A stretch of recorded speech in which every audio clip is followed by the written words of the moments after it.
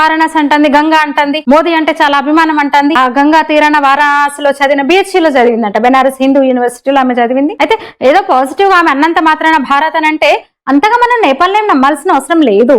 అంత గుడ్డిగా మనం సమర్థించి ఓ అనిగా పక్కన వేసుకోవాల్సిన అవసరం లేదు. నేపాల్ని మనం ఏమి పొంగిపోవాల్సిన అవసరం లేదు మనం. ఎందుకంటే మనం ఉంటే వాడికి నడవదు, వాళ్ళ భయము. చైనా ఎట్లాగో బయటపడుతుంది సహాయం చేయడానికి.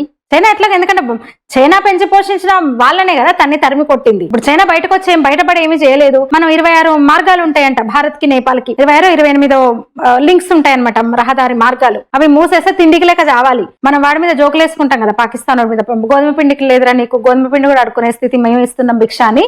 ఇప్పుడు నేపాల్ కూడా భిక్ష పెట్టేది మనమే. ఈ మనోళ్ళే అసలు ఈ నేషనలిస్టులు అని చెప్పుకునే వాళ్ళు విచిత్రమైన ప్రచారం చేస్తున్నారు. అసలు నేపాల్ని హిందూ రాజ్యం చేసేసి భారత్ కలుపుకోవాలి అని వీళ్ళు స్టేట్మెంట్లు ఇచ్చేస్తున్నారు. ఇక్కడ ఇక వీళ్ళ మనసులోనే చెప్పేస్తారు. ఎందుకు కలుపుకోవాలి, చాలా నష్టం నేపాల్ని కలుపుకుంటే, ఏం లాభం నేపాల్తో, అడుగుతుంటున్న దేశం ఇప్పుడు అది. ఎందుకు కలిపేసుకోవాలి, ఏం అవసరం ఉంది భారత్ కి ఇప్పుడు, ఎందుకు గలవాలి, ఎందుకు గలుస్తుంది, ఏం పని నేపాల్తో కలవడం వల్ల ఏం పని.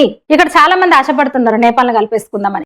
నేపాల్ ఉంటేనే మంచిది. ఆ పేదరికాన్నంతా మనం పోయాల్సి వస్తుంది. ఇప్పుడు మన నెత్తిన వేసుకోవాలి ఇప్పుడు ఆ పేదరికాన్ని మనం. అంత అవసరమే వచ్చింది మనకు. ఈ ఆల్రెడీ వచ్చిన రోహింగ్యా ముస్లిం ఇంకా రమ్మని బార్లా తెరిచి ఈ ఇన్ని కలిపేసుకుంటే మళ్ళీ 10-12 ప్లేస్ కో పోతుంది. మళ్ళీ కాంగ్రెస్ హయాంలో ఏ ప్లేస్ నుండి అక్కడికి పోతుంది మళ్ళీ.